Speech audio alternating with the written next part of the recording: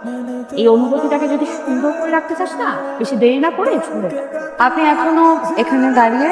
না মানে আমি চলে গিয়েছিলাম, তারপর আবার ফেরত আসলাম। বললাম যে আপনি কিভাবে বাসায় যাবেন, আপনাকে আমি বাসায় নামিয়ে দিই।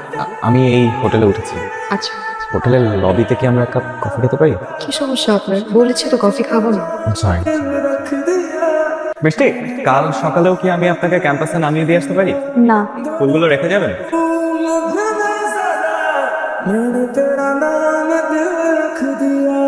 মেয়েদের মন এমনই, বুঝছি কখন যে কোন দিকে ছুটতে থাকে।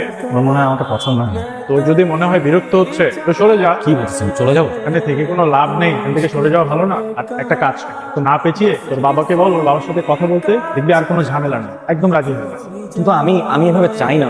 যার মনের ভিতরে আমি নাই তার সাথে সংসার করবো কি? আমি চাই না যে ও সারা জীবন ওর মনের বিরুদ্ধে আমাকে সংসার করবে। সেই ছোট্টবেলা থেকে